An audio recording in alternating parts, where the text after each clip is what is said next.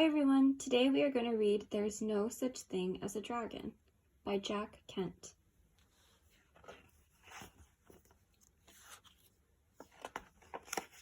There's no such thing as a dragon. Billy Bixby was rather surprised when he woke up one morning and found a dragon in his room. It was a small dragon, about the size of a kitten.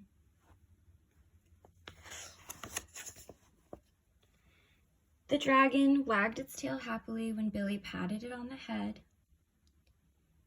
Billy went downstairs to tell his mother. "There's no such thing as a dragon," said Billy's mother, and she said it like she meant it.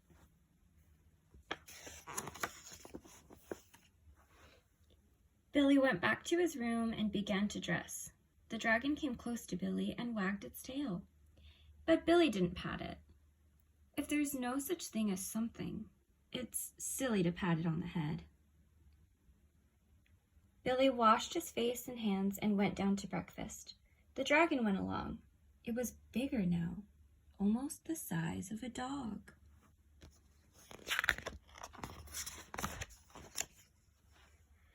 Billy sat down at the table. The dragon sat on the table. This sort of thing was not usually permitted, but there wasn't much Billy's mother could do about it. She had already said that there was no such thing as a dragon. And if there's no such thing, you can't tell it to get off the table.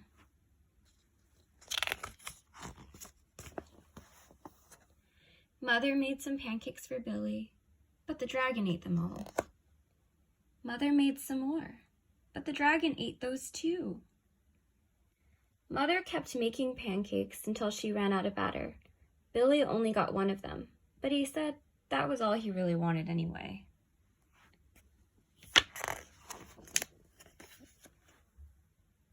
Billy went upstairs to brush his teeth. Mother started clearing the table. The dragon, who was quite as big as Mother by this time, made himself comfortable on the hall rug and went to sleep. By the time Billy came back downstairs, the dragon had grown so much he filled the hall. Billy had to go around by way of the living room to get to where his mother was. "I didn't know dragons grew so fast," said Billy. "There's no such thing as a dragon," said Mother firmly. Cleaning the downstairs took Mother all morning, what with the dragon in the way. And having to climb in and out of windows to get from room to room.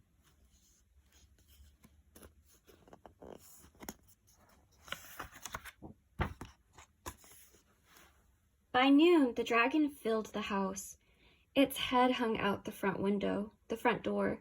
Its tail hung out the back door, and there wasn't a room in the house that didn't have some part of the dragon in it.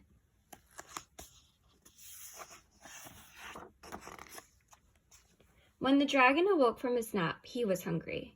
A bakery truck went by. The smell of fresh bread was more than the dragon could resist. The dragon ran down the street after the bakery truck. The house went along, of course, like the shell of a snail.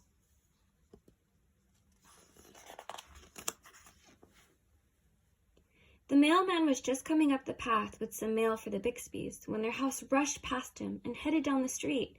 He chased the Bixby's house for a few blocks, but he couldn't catch it.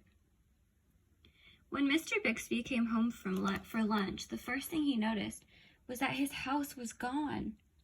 Luckily, one of the neighbors was able to tell him which way it went.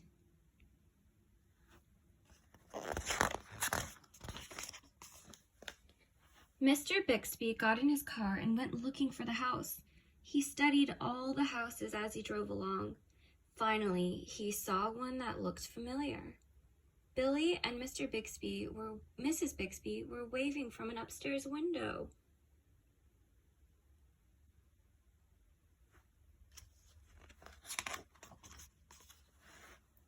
Mr. Bixby climbed over the dragon's head, onto the porch roof, and through the upstairs window. "How did this happen?" Mr. Bixby asked. "It was the dragon," said Billy. "There's no such thing," Mother started to say. There is a dragon, Billy insisted, a very big dragon. And Billy patted the dragon on the head.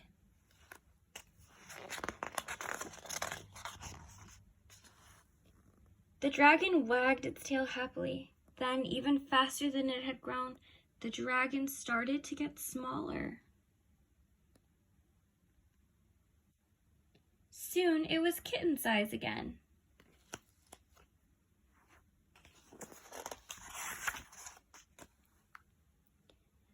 I don't mind dragons this size, said Mother. Why did it have to get so big? I'm not sure, said Billy, but I think it just wanted to be noticed. The end.